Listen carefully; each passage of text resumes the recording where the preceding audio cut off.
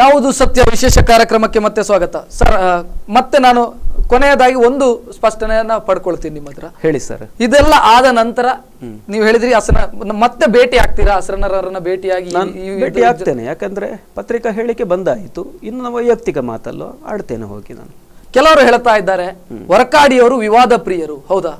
ವಿವಾದವನ್ನ create ಮಾಡಬೇಕು ಅಂತಲೇ ಕಾಯ್ತಾ ಇರ್ತಾರೆ, ವಿವಾದವನ್ನ ಕ್ರಿಯೇಟ್ ಮಾಡಬೇಕು ಅಂತಲೇ ವೆಯ್ಟ್ ಮಾಡ್ತಾ ಇರ್ತಾರೆ, ಹೌದಾ? ಯಾಕೆ ಅಂತ ಗೊತ್ತಿಲ್ಲ. ನಾನು ಎಲ್ಲರಲ್ಲಿಯೂ ಪ್ರೀತಿಯಿಂದ ಇರಬೇಕು ಅಂತ ಭಾವಿಸುವವನು, ಎಲ್ಲರನ್ನೂ ಪ್ರೀತಿಸುವುದು ಅಂದರೆ ಇಷ್ಟ ನನಗೆ. ಯಾಕೆ ವಿವಾದಗಳು ಹುಟ್ಟಿಕೊಳ್ತವೆ ಅಂತ ನನಗೇ ಗೊತ್ತಿಲ್ಲ. ಕಳೆದ ಸಲ ಒಂದು ಪ್ರಕರಣ ಹಾಗೆ ಆಯಿತು, ದೇವಿ ಮಹಾತ್ಮೆಯದ್ದು. ಯಾಕೆ ಈಗ ಅಂಥ ಜಗಳಗಳು 1000 ಬರ್ತದೆ. ನಾನು ಗೋವಿಂದ ಭಟ್ರು ಎಷ್ಟು ಜಗಳ ಮಾಡಿದ್ದಾರೆ ಅಂತ ಇಲ್ಲ. ಭೃಗು, ವಿಷ್ಣು, ಪರಶುರಾಮ, ಭೀಷ್ಮ, ಎಷ್ಟು ಪಾತ್ರಗಳು ಬೇಕು ನಿಮಗೆ ಮೇಳದಲ್ಲಿರುವ. ಅಂದ್ರೆ ನೀವು ಬಲ್ಲಿರೇನಯ್ಯ ಪತ್ರಿಕೆಯ ಮುಖಾಂತರ ಕಲಾವಿದರನ್ನ ತಾಗಿಸಿ ಹಾಕ್ತಾ ಇದ್ದೀರಿ? ಖಂಡಿತ ಇಲ್ಲ. ಈ ರೀತಿಯ ಪ್ರತಿ ಕಲಾವಿದರಲ್ಲೆಲ್ಲ ನಾವೆಲ್ಲ ಸೇರಿ ಮಾಡುವ ಪತ್ರಿಕೆಯನ್ನು, ಒಂದು ಒಳ್ಳೆಯ ಪತ್ರಿಕೆ ಬಂದ್ರೆ ಸಾಕಷ್ಟೇ. ಯಾರನ್ನು ತಾಗಿಸಿ ನಮಗೆ ಏನಾಗಬೇಕು ಅಲ್ವಾ? ಅಂದ್ರೆ ವಿವಾದವನ್ನ ಹುಟ್ಟು ಹಾಕ್ತಾನೆ ಇರಬೇಕು ಅನ್ನುವಂತ ಮನಸ್ಥಿತಿ ಏನಾದ್ರೂ ಇದೆಯಾ? ಖಂಡಿತ ನನಗೆ ಇಲ್ಲ. ಅಂತದ ಅಗತ್ಯ ಏನು ಅಂತ ಹೇಳುದು, ಚರ್ಚೆಗಳು ಬೇಕು ಅಂತ ಹೇಳ್ತೇನೆ ನಾನು. ಅದು ವಿವಾದಗಳು ಇದ್ರೆ ಅದು ವೈಯಕ್ತಿಕವಾಗಿ ಅಲ್ಲ, ಅದು ವಿಷಯದ ಮೇಲೆ ಇರಲಿ ಅಂತ ನಾನು ಹೇಳ್ತೇನೆ ಅಷ್ಟೇ. ಅದು ಅಂದ್ರೆ ಯಕ್ಷಗಾನದಂತ ಕಲೆಗೆ ಇಂಥ ವಿವಾದಗಳು ಬೇಕು ಅಂತ ಅನಿಸುತ್ತಾ ಸರ್? ವಿವಾದ ಬೇಡ, ವಿಮರ್ಶೆ ಬೇಕು ಅಂತ ಅನಿಸುತ್ತೆ. ವಿಮರ್ಶೆ ಬೇರೆ, ಆರೋಗ್ಯಕರ ವಿಮರ್ಶೆ ಬೇರೆ. ಖಂಡಿತ ವಿವಾದಗಳಾಗುವಂತದ್ದು. ಮೊನ್ನೆಯ ದಿನ ಪಟ್ಲ ಅವರು ಕಟೀಲ್ ಮೇಳ ಬಿಡ್ತೇನೆ ಅಂತ ಹೊರಟರು. ಹೌದು, ಬಿಟ್ಟಿದ್ರೆ ನಿಮಗೆ ಬರ್ತಾ ಇತ್ತು, ನೀವು ಅಪರಾಧಿ ಸ್ಥಾನದಲ್ಲಿ ನಿಲ್ಲಬೇಕಿತ್ತು. ಕಟೀಲ್ ಮೇಳ ಬಿಡುವುದಿಲ್ಲ ಅಂತ ನನಗೆ ಚೆನ್ನಾಗಿ ಗೊತ್ತು. ಅವರೊಮ್ಮೆ ಧರ್ಮಸ್ಥಳಕ್ಕೆ ಬಂದು ಧರ್ಮಸ್ಥಳ ಮೇಳಕ್ಕೆ ಸೇರಿಸಲಿಕ್ಕೆ ಅವರನ್ನು ಕರ್ಕೊಂಡು ಬಂದಿದ್ರು ಒಮ್ಮೆ. ಆಗ ಪಟ್ಲ ಹೇಳಿ, ನಾನು ಕಟೀಲು ಮೇಳ ಬಿಟ್ಟು ಹೋಗುವುದಿಲ್ಲ, ನಾನು ದೇವಿಯ ಭಕ್ತ. ಮೊನ್ನೆ ದಿನ ಅಷ್ಟು ಬೇಸರ ಮಾಡಿಕೊಂಡಂತ ವ್ಯಕ್ತಿ ಬಿಟ್ಟು ಹೋಗಿದ್ರೆ ಅದರ ಅಪವಾದವನ್ನು ನೀವು ಹೊರಬೇಕಿತ್ತು. ಬಿಡ್ಲಿಲ್ಲ, ಬಿಡುವುದೂ ಇಲ್ಲ ಅವರು. ಮತ್ತೆ ಆ ವ್ಯಕ್ತಿತ್ವ ನನಗೆ ಬಹಳ ಇಷ್ಟ ಆಯಿತು. ಯಾಕೆಂದ್ರೆ ಕಲಾವಿದರೆಲ್ಲ ಸಂಬಳ ಹೆಚ್ಚು ಸಿಗ್ತದೆ, ಸ್ಥಾನ ಹೆಚ್ಚು ಸಿಗ್ತದೆ ಅಂತೆಲ್ಲ ಹೋಗ್ತಾರಲ್ವ. ಪಟ್ಲ ಅದು ಯಾವುದೂ ಅಲ್ಲ, ನನ್ನದು ಕಟೀಲು ಮೇಳ, ಕಟೀಲು ದೇವಿಯ ಭಕ್ತ. ಬಹುಶಃ ಅವರ ಭಾವನೆಯೇ ಕಟೀಲು ದೇವಿ ಅನುಗ್ರಹ ಮಾಡಿಬಿಟ್ರು ಅನಿಸ್ತದೆ ನನಗೆ. ಅದು ಎಷ್ಟು ಖುಷಿಯಾಗಿದೆ ಗೊತ್ತುಂಟ ನನಗೆ. ಯಾವ ಕಲಾವಿದರು ಇರೋದಿಲ್ಲ ಹೇಳಿ. ಅಂದ್ರೆ ವಿವಾದ ಈ ಹಿಂದೆ ಕೂಡ ವರ್ಕಾಡಿಯವರು ಕೆಲವು ವಿವಾದದಲ್ಲಿ ಗುರುತಿಸಿಕೊಂಡಿದ್ರು. ಟೌನ್ ಹಾಲ್ ಅಲ್ಲೊಂದು ಜಗಳ ಆಗಿತ್ತು, ಟೌನ್ ಹಾಲ್ ಅಲ್ಲೊಂದು ಜಗಳ ಆಗಿತ್ತು. ಅದು ನಿಮ್ಮ ಕಾರಣದಿಂದಾಗ್ಲೇ ಆಯ್ತು. ನೋಡಿ, ಅದನ್ನು ಹೊರಗೆ ತರುವುದು ಯಾಕೆ ಅಂತ ನನಗೆ ಆಶ್ಚರ್ಯ ಆಗುದು. ರಂಗಸ್ಥಳದ ವಿಷಯವನ್ನು ರಂಗಸ್ಥಳದಲ್ಲಿ ಬಿಡ್ಬೇಕಲ್ವಾ? ಅದನ್ನು ಹೊರಗೆ ಬಂತು. ಅದು ಯಾಕೆ ಬಂತು? ಆ ನಂತರ ಅದಕ್ಕೆ ಏನೇನೋ ರೆಕ್ಕೆ ಬುಕ್ಕ ಕಟ್ಟಿಕೊಂಡು ಎಲ್ಲ ಮಾತಾಡ್ತಾ ಇದ್ರು. ಹಾಗೆ ಯಾಕೆ ಮಾಡಬೇಕು ಅಂತ ನನಗೆ ಅನಿಸೋದು. ನಾವು ಚಂದ ಮಾತಾಡಬಹುದಲ್ಲ. ಸೊ ವಿವಾದಿತ ವ್ಯಕ್ತಿಯ ನೀವು, ವಿವಾದ ಪ್ರಿಯ ವ್ಯಕ್ತಿಯ? ನಾನಂತೂ ಪ್ರಿಯನಲ್ಲ. ಮತ್ತೊಬ್ಬರು ಮಾಡಿದ್ರೆ ನಾನು ಏನ್ ಮಾಡ್ಲಿಕ್ಕಾಗತ್ತೆ ಹೇಳಿ ಅಲ್ವಾ? ಕೆಲವರು ಉದ್ದೇಶಪೂರ್ವಕವಾಗಿ ಕಾಲ್ ಕೆದರಿ ಬರ್ತಾರೆ. ಮೊನ್ನೆ ಪಟ್ಲದವರು ಹೇಳಿದ್ರು, ಈ ಸಂದರ್ಭದ ಲಾಭ ಪಡೆಯಲಿಕ್ಕೆ ನಿಮ್ಮ ವಿರೋಧಿ. ಇದೆಂತ ವ್ಯಕ್ತಿತ್ವ ನೋಡಿ ಪಟ್ಲದವರು, ಎಷ್ಟು ಗ್ರೇಟ್ ಅವರು. ವಿವಾದ ಪಡಲಿಕ್ಕೆ ಪ್ರಯತ್ನ ಮಾಡಿದರು, ನಾನು ಅದಕ್ಕೆ ಸೊಪ್ಪು ಹಾಕಲಿಲ್ಲ ಅಂತ ಹೇಳಿದರು. ನನ್ನ ಮೇಲೆ ಗೌರವ ಎಷ್ಟುಂಟು, ಸ್ನೇಹ ಎಷ್ಟುಂಟು, ಮತ್ತು ಅವರ ಪ್ರವೃತ್ತಿ ಅಂತದ್ದು ಅಂತ ಅದನ್ನು ಸ್ಪಷ್ಟ ಆಗ್ತದೆ ನೋಡಿ.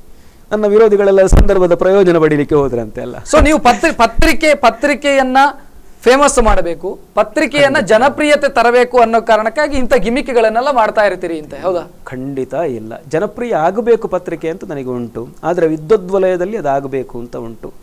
ಕೇವಲ ಗಿಮಿಕ್ಸ್ ಅಂತ ಆದರೆ ಏನು ಮಾಡ್ಬೋದಲ್ವ ನಮಗೆ? ಕೆಲವೆಲ್ಲ ಆಟದ ಅನುಭವಗಳು. ಧರ್ಮಸ್ಥಳ ಮೇಳದಲ್ಲೇ 27 ವರ್ಷ ತಿರುಗಾಟ ಆಗಿದೆ. 34 ವರ್ಷ ತಿರುಗಾಟದಲ್ಲಿ ಜನರು ಓದಬಹುದಾದ ಗಿಮಿಕ್ಸ್ಗಳು ನನ್ನ ಹತ್ರ ತುಂಬ ಇದೆ. ಅದು ಇಡೀ ಕಲಾ ಅಂದರೆ ಅದನ್ನು ನಾವು ಹಾಕುವ ಹಾಗೆ ಇಲ್ಲ, ಮತ್ತು ಅದು ಒಳ್ಳೆಯದು ಅಲ್ಲ. ಅಂಥದ್ದನ್ನೆಲ್ಲ ಅಂಕಣ ಸ್ಟಾರ್ಟ್ ಮಾಡ್ಬೋದಲ್ವ ನಾನು? ಎಸ್, ಮತ್ತೊಂದು ವಿಚಾರ, ನೀವು ಬಲ್ಲಿರೇನಯ್ಯ ಪತ್ರಿಕೆಯನ್ನ ಮಾಡ್ತಾ ಇದ್ರಿ. ಯಕ್ಷಗಾನ ಕಲಾವಿದರು ಕೂಡ ಯಕ್ಷಗಾನವನ್ನು ಬಹಳ ಹತ್ತಿರದಿಂದ ನೋಡಿದಂಥವ್ರು. ಹೌದು. ಒಂದು ಮೊನ್ನೆಯ ವಿವಾದದ ನಂತರ ಪತ್ರಿಕೆಗಳಲ್ಲಿ ಬಂತು, ಆ ನಂತರ ವಾಟ್ಸಪ್ಗಳಲ್ಲಿ, ಫೇಸ್ಬುಕ್ಗಳಲ್ಲಿ ಇದು ಹರಿದಾಡ್ತು. ಬ್ರಾಹ್ಮಣೇತರ, ಬ್ರಾಹ್ಮಣ ಬಂಟ, ಈ ರೀತಿಯ ಸಮಸ್ಯೆಗಳು ಮೇಳದಲ್ಲಿ ಇದಾವೆ ಅನ್ನುವಂಥದ್ದು, ಹೌದಾ? ನಾನು ಈ ರೀತಿ ಸ್ಟೇಟ್ಮೆಂಟ್ ಕೊಟ್ಟದ್ದು ಅದಕ್ಕೋಸ್ಕರ. ಅದು ತಿರುಗಿ ಬ್ರಾಹ್ಮಣ ಬಂಟ ಎಲ್ಲ ಬಂತಲ್ಲ. ಆಕ್ಚುಲಿ ಜ್ಞಾನ ಪರಂಪರೆಯಲ್ಲಿ ಬ್ರಾಹ್ಮಣರ ಕೊಡುಗೆ ಬಹಳ ಇದೆ. ಎಸ್, ಕಲೆಯನ್ನು ಉಳಿಸುವಲ್ಲಿ ಬಂಟರ ಕೊಡುಗೆ ಅದ್ಭುತವಾದ್ದು. ಎಷ್ಟು ಮೇಳಗಳು ಅಲ್ವಾ? ಕಾಲಕ್ಕೆ ಬದಲಾವಣೆ ತಂದು ಕೂಡ ಈಗ ಇವರು ನಮ್ಮ ಕಲ್ಲಾಡಿ ಕೊರಗ ಶೆಟ್ಟರು ಮೇಳ ಮಾಡಿದರು. ಟೆಂಟಿನ ಮೇಳ ಅಂತ ಒಂದು ಕಲ್ಪನೆ ಇರಲಿ ನೋಡಿ. ಆವಾಗೆಲ್ಲ ಅದನ್ನು ಪ್ರಚುರಪಡಿಸಲಿಕ್ಕೆ ಘಟ್ಟದ ಮೇಲೆ ಹೋಗಿದ್ರು, ಎಂಥ ಫೈಟಿಂಗ್, ಎಂಥ ಇದು ಆ ಕಾಲದ್ದು ಕೆಲವು ನೋಡಬೇಕು ನೀವು. ಸೀನ ಭಂಡಾರರು ಅವರ ಯಕ್ಷ ಭಂಡಾರಿ ಪುಸ್ತಕ ಓದಿ, ಅದ್ಭುತವಾಗಿದೆ. ಒಂದು ಬೆಟ್ಟದ ಜೀವ ಕಾದಂಬರಿ ಥರ ಎಲ್ಲ ಇದೆ ಆ ಥರ. ಆ ಬಳಿಕ ಕಲ್ಲಾಡಿ ವಿಠಲ ಶೆಟ್ಟರು, ಅದು ಎಂಥ ಇದು ಪ್ರಯೋಗಗಳು.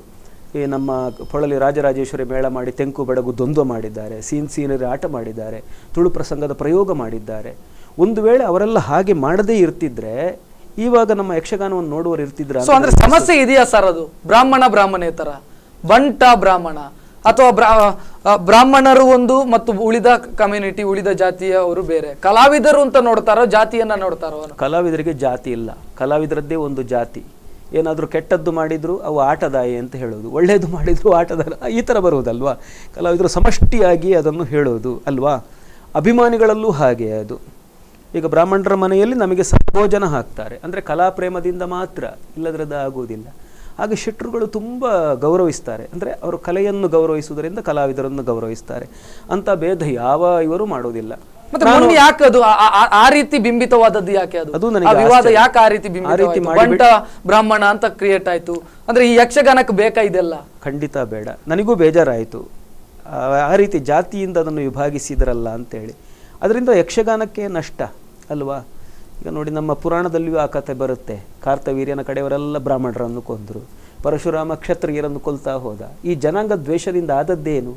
ಬ್ರಾಹ್ಮಣರ ಜ್ಞಾನ ಪರಂಪರೆ ನಾಶ ಆಯಿತು, ಈ ಕಡೆಯಿಂದ ಕ್ಷತ್ರಿಯರು ಧರ್ಮವನ್ನು ರಕ್ಷಿಸಬೇಕಾದವರು ನಾಶವಾಗಿ ಹೋದರು ಅಲ್ವಾ. ಆದ ಕಾರಣ ಜಾತಿಯಿಂದ ಅಳೆದು ಹೋದರೆ ಅದರ ಲಾಸ್ ಆಗೋದು ಯಕ್ಷಗಾನಕ್ಕೆ. ಮತ್ತೆ ಈಗಲೂ ಅಂಥದ್ದೆಲ್ಲ ಇಲ್ಲ, ಬಹಳ ಮುಕ್ತ. ಕಟೀಲ್ ಮೇಳದ ಬಗ್ಗೆ ನನಗೆ ಆಂತರಿಕ ವಿಚಾರ ಖಂಡಿತ ನಿಜಕ್ಕೂ ಗೊತ್ತಿಲ್ಲ, ಆದರೆ ಕಟೀಲ್ ಮೇಳದಲ್ಲಿ ಎಲ್ಲರೂ ನಮ್ಮ ಸ್ನೇಹಿತರೇ ಕಲಾವಿದರೆಲ್ಲ.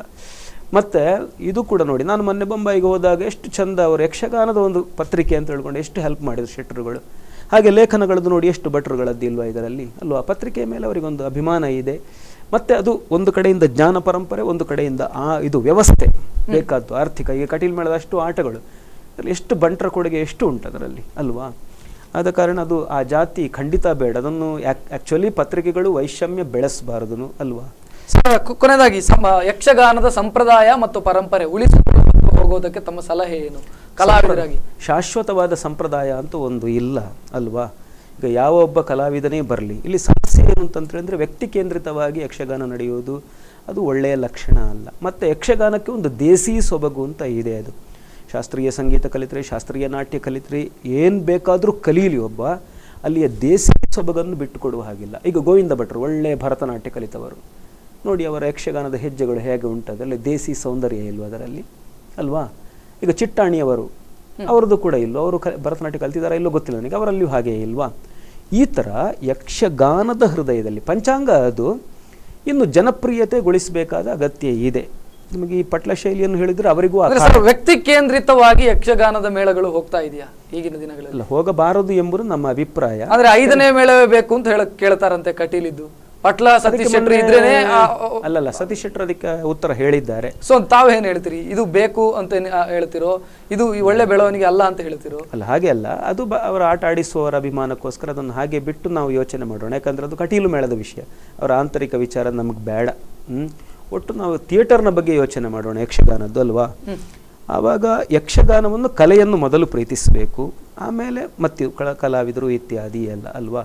ಮತ್ತು ಕಲಾವಿದರೆಲ್ಲ ಸೇರಿಕೊಂಡು ನಾವು ಏನಾದರೂ ಒಂದು ಮಾಡಬೇಕು ಅಂತ ಅಭಿಪ್ರಾಯ ನನ್ನದು. ಕೊನೆಯದಾಗಿ ಈ ಪತ್ರಿಕೆಯಿಂದ ಆದಂಥ ವಿವಾದ ಇದು ನಿಮಗೆ ಪಾಠವಾ? ಇದು ಖಂಡಿತ. ನಾನು ಪ್ರತಿ ತಿಂಗಳು ಸಂಚಿಕೆ ನನ್ನ ಕೈ ಸೇರುವಾಗಲೂ ಏನೋ ಒಂದು ಕೊರತೆ ಉಂಟು, ಇನ್ನು ಹೇಗೆ ಸರಿ ಮಾಡೋಣ ಹೀಗೆಲ್ಲ ಯೋಚನೆ ಮಾಡ್ತಾ ಇರ್ತೇನೆ. ಈ ತಿಂಗಳ ಸಂಚಿಕೆ ಕೈಗೆ ಸಿಕ್ಕುವಾಗಲೂ ಏನೋ ಒಂದು ಯೋಚನೆ ಮಾಡಿದೆ, ಮತ್ತು ಇದು ಇಂಥ ವಿವಾದ ಬಂತಲ್ಲ. ಯಾಕೆಂದರೆ ನಾನು ಪತ್ರಿಕಾ ರಂಗದಲ್ಲಿ ಅನಾನುಭವಿ. ನಾನು ಎಂಥದ್ದು ಕಲಿತಾ ಹೋಗೋದು, ಅದೊಂದು ಮಾತು ಇದೆಯಲ್ಲ, ಶಾಲೆಯಲ್ಲಿ ಮೊದಲು ಪಾಠ ಮಾಡಿ ಆಮೇಲೆ ಪರೀಕ್ಷೆ. ಜೀವನದ ಬದುಕಿನ ಪಾಠಶಾಲೆಯಲ್ಲಿ ಪರೀಕ್ಷೆ ಮೊದಲು, ಆಮೇಲೆ ಅದರ ಪಾಠ ಸಿಗುವುದು ನಮಗೆ ಅಂತ. ಆ ಥರ ನನಗೂ ಒಂದು ಪಾಠ ಆಗಿದೆ. ಅದು ನಾನು ಇನ್ನೂ ಜಾಗ್ರತೆ ಮಾಡ್ತೇನೆ. ಅಂದ್ರೆ ಬಹಳ ಜನ ಇದ್ದಾರೆ ಈ ಫೀಲ್ಡ್ ನಲ್ಲಿ. ಪತ್ರಿಕೆಯ ಮೇಲೆಯೂ ಸ್ವಲ್ಪ ಆ ಥರ ಇದೆ. ಅದು DVG ಅವರ ಒಂದು ಮಾತಿದೆಯಲ್ಲ, ಹೊಟ್ಟೆಯೊಂದರ ರಗಳೆ ಸಾಲದೆಂದೇನೋ ವಿಧಿ, ಹೊಟ್ಟೆ ಕಿಚ್ಚಿನ ಕಿಡಿಯ ಇಟ್ಟಿಹನು ನರನೊಳಗೆ, ಹೊಟ್ಟೆ ತುಂಬಿದ ತೋಳ ಮಲಗೀತು ಹಾಗೆ, ನೀಂ ಪೆರರ ದಿಟ್ಟಿಸುತ್ತ ಕರುಬುವೆಯಾ. ಸುತ್ತಮುತ್ತ ಜಾಸ್ತಿ ಆಗಿದ್ದಾರೆ ಇರಬಹುದು. ಮೊನ್ನೆ ಪಟ್ಲದವರು ಅಂದ್ರೆ ಕೆಲವು ಈ ಸಂದರ್ಭವನ್ನು ಲಾಭ ಮಾಡಿಕೊಳ್ಳಿಕ್ಕೆ ಪ್ರಯತ್ನ ಪಟ್ಟರು ಅಂತ ಹೇಳಿದ್ದಾರೆ. ಎಚ್ಚರಿಕೆಯಿಂದ ಇರಬೇಕು ನೀವು. ನಾನು ಬಹಳ ಎಚ್ಚರಿಕೆಯಿಂದ ಇರಬೇಕು. ಮತ್ತೆ ಮೊದಲಿನಿಂದಲೂ ನೀವು ಗಮನಿಸಿರಬಹುದು, ಯಾರ ಮನಸ್ಸಿಗೂ ನೋವು ಮಾಡುವ ಉದ್ದೇಶ ಪತ್ರಿಕೆಯದ್ದಲ್ಲ. ನೀವು ಎಲ್ಲ ಸಂಚಿಕೆಯನ್ನು ನೋಡ್ತಾ ಹೋದ್ರೆ ಗೊತ್ತಾಗುತ್ತೆ. ಯಾರನ್ನೂ ಕೂಡ ಒಂದು ಸಣ್ಣ ನಿತ್ಯವೇಷದ ಹುಡುಗನೂ ನೋವು ಅನುಭವಿಸಬಾರದು. ಆದರೆ ಒಂದು ವಿಚಾರ ವಿಮರ್ಶೆ ಬೇಕು ಹೇಳಿದ್ದನ್ನು ಅಲ್ವಾ. ಈಗ ಮೊನ್ನೆ ಒಬ್ಬ ಒಂದು ಆಟದಲ್ಲಿ ಸಿಕ್ಕಿದ, ಅವ ಹೋಗಿ ಮದ್ದಳೆಗೆ ಮೊದಲು ಅಕ್ಕಿ ದೇಸ ಉಂಟಲ್ಲ ಹಾಕೋದು, ಭಾಗವತರಿಗೆ ಹಾಕಿ ಅಲ್ಲಿ ಹಾಕಿದ, ಮದ್ದಳೆಗಲ್ಲ ಚೆಂಡೆಗೆ ಹಾಕಿದ. ನಾನು ಅವನಿಗೆ ಹೇಳಿದೆ, ನೋಡಪ್ಪ ಬೇಜಾರು ಮಾಡಬೇಡ, ಮದ್ದಳೆಗೆ ಮೊದಲು ಹಾಕಬೇಕು. ಯಾಕೆಂದರೆ ಮೊದಲು ಮದ್ದಳೆಗಾರರು ಅಂತ ಇದ್ದದ್ದು, ಚೆಂಡೆ ಆಮೇಲೆ ಬಂದದ್ದು. ಅದೊಂದು ಭಯಂಕರ ರಕ್ಕಸ ವಾದ್ಯ ಅಲ್ವಾ, ಅದು ಮತ್ತೆ ಬಂದದ್ದು ಆ ಚೆಂಡೆ. ಆಟದ ಚೆಂಡೆ ಬಾರಿಸುವವನೊಂದು ಮದ್ದಳೆಗಾರರು ಅಂತಲೇ ಕರೆಯೋದು. ಭಾಗವತರಿಗೆ ಬೇಕಾದ್ದು ಮದ್ದಳೆಗಾರರು. ಮೊದಲು ಮದ್ದಳೆಗೆ ಅಂದರೆ ಭಾಗವತರಿಗೆ ಹಾಕಿ ಮದ್ದಳೆಗೆ ಹಾಕಿ ಆಮೇಲೆ ಚೆಂಡೆಗೆ. ಬೇಜಾರಿಲ್ಲಲ್ವಾ ಅಂತ ಕೇಳಿದೆ ನಾನು. ಅಂದರೆ ಹೇಳುವಾಗ ನಾನು ಹಾಗೆ ಎಲ್ರಿಗೂ ಹೇಳ್ತೇನೆ. ಯಾರ ಹತ್ರ ಈಗ ಮೇಳದಲ್ಲಿಯೂ ಕೂಡ ಎಳೆಯರೆಲ್ಲ ನಮ್ಮ ಹತ್ರ ಕೇಳ್ತಾರೆ, ಬಿಡ್ತಾರೆ ಇತ್ಯಾದಿ ಹೇಳಿದ್ದನ್ನು ಒಪ್ಪಿಕೊಳ್ತಾ ಇದ್ರು ಗೌರವದಿಂದ. ಹಾಗೆಯೇ ವಿಮರ್ಶೆಗಳು ಬೇಕು ನನ್ನ ಅಭಿಪ್ರಾಯ. ಮತ್ತು ಎಂಥದ್ದು ಜಾತಿ ಭೇದಗಳು ಇರಲೇ ಕೂಡದು. ಕಲಾವಿದರದ್ದೇ ಒಂದು ಜಾತಿ, ಮತ್ತು ಅಭಿಮಾನಿಗಳು ಅದನ್ನು ಮಾಡುವುದೂ ಇಲ್ಲ. ಮತ್ತು ಈಗ ಎದ್ದ ಜಾತಿಯ ವಿವಾದ ಎಲ್ಲ ಅಂದರೆ ಒಂದು ಗೊತ್ತಾಯ್ತದಲ್ಲಿ, ಅಂದರೆ ಅಭಿಮಾನಿಗಳು ಎಷ್ಟು ಇದ್ದಾರೆ ಎಂಬುದನ್ನು. ಕಡೆಯದಾಗಿ ಈ ಅಭಿಮಾನಿಗಳು ಮುನಿಸಿಕೊಂಡಂತ ಅಭಿಮಾನಿಗಳು ನಿಮ್ಮ ಮೇಲೆಯೂ ಮುನಿಸಿಕೊಂಡಿರಬಹುದು, ಉಳಿದವರ ಮೇಲೆಯೂ ಮುನಿಸಿಕೊಂಡಿರಬಹುದು. ಅವರ ಬಗ್ಗೆ ತಾವು ಏನು ಹೇಳ್ತೀರಿ? ಒಂದು ಪತ್ರಿಕೆಯ ಸಂಪಾದಕನಾಗಿ ನಿಮ್ಮ ಪತ್ರಿಕೆಯ ಮುಖಾಂತರ ಈ ಒಂದು ವಿವಾದ ಹುಟ್ಟಿಕೊಂಡದ್ದು ಏನು ಹೇಳ್ತೀರಿ ಕೊನೆಯದಾಗಿ ಅಭಿಮಾನಿಗಳಿಗೆ, ಯಕ್ಷಗಾನ ಪ್ರಿಯರಿಗೆ? ಯಾರು ಮುನಿಸಿಕೊಳ್ಳಬೇಕಾದಂತಹ ಅಗತ್ಯ ಇಲ್ಲ ಅಲ್ವಾ. ಯಾರಿಗಾದರೂ ಬೇಜಾರಾಗಿದ್ದರೆ ಕ್ಷಮೆ ಇರಲಿ.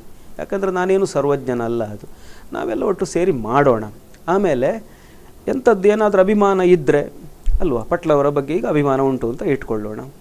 ಅವರ ಅಭಿಮಾನ ಅವರದ್ದು, ಇನ್ನೊಬ್ಬರದ್ದು ಇವರದ್ದು ಅಲ್ವಾ. ಆದ ಕಾರಣ ಒಂದು ಅಭಿಪ್ರಾಯಕ್ಕೆ ನೋವು ಮಾಡಿಕೊಳ್ಳಬೇಕಾದಂಥ ಅಗತ್ಯ ಏನು ಇಲ್ಲ ಅಂತ ನನ್ನ ಒಂದು ಅಪೇಕ್ಷೆ. ಆಮೇಲೆ ಸತ್ಯದ ಪ್ರತಿಪಾದನೆಗೆ ಫೋನ್ ಮಾಡಲಿ ಬೇಕಿದ್ರೆ, ಅಥವಾ ಅವರ ಕರೆದಲ್ಲಿಗೆ ನಾನು ಹೋಗ್ತೇನೆ ಅಲ್ವಾ. ಅವರಿಗೊಂದು ಬೇಜಾರು ಉಂಟಲ್ಲ, ಆ ಕ್ಲೇಶ ಪರಿಹರಿಸಿಕೊಳ್ಳೋಣ. ನಾವು ವೈಷಮ್ಯ ಬೇಡ, ವಿದ್ವೇಷಗಳು ಬೇಡ. ನಾವೆಲ್ಲ ಒಂದು ಭ್ರಾತೃತ್ವ ಭಾವದಿಂದ ಇರೋಣ ಎಲ್ಲ ಪ್ರೇಕ್ಷಕರು ಎಂಬುದೇ ನನ್ನ ಅಭಿಪ್ರಾಯ. ಎಸ್, ಧನ್ಯವಾದಗಳು. ಇಷ್ಟೊತ್ತು ನಮ್ಮ ಜೊತೆಗೆ ಡಿಸ್ಕಷನ್ ಅಲ್ಲಿ ಭಾಗವಹಿಸಿದ್ದಕ್ಕೆ ಧನ್ಯವಾದ. ಥ್ಯಾಂಕ್ಸ್. ಎಸ್, ಇದು ಈ ಹೊತ್ತಿನ ವಿಶೇಷ. ಯಾವುದು ಸತ್ಯ? ತಾರನಾಥ್ ವರ್ಕಾಡಿಯವರು ತಮ್ಮ ಅಭಿಪ್ರಾಯವನ್ನು ಹೇಳಿದ್ದಾರೆ ಮತ್ತು ತಾನು ಆ ಆರ್ಟಿಕಲ್ನ ಬಗ್ಗೆ ಅಥವಾ ಪತ್ರಿಕೆಯ ಬಗ್ಗೆ ತಾವು ಏನು ಮತ್ತು ಏನಾಯಿತು ಮೊನ್ನೆ ಅನ್ನೋದನ್ನ ಬಹಳ ಒಂದು ರೀತಿಯಲ್ಲಿ ಅಡ್ಡಗೋಡೆ ಮೇಲೆ ದೀಪ ಇಟ್ಟ ರೀತಿಯಲ್ಲಿ ಮಾತನಾಡಿದ್ರು. ಸೊ ಇದು ಈ ಹೊತ್ತಿನ ವಿಶೇಷ. ನಿಮ್ಮೂರಿನ ನಿರಂತರ ಸುದ್ದಿಗಾಗಿ ನೋಡ್ತಾ ಇರಿ ಸ್ಪಂದನ.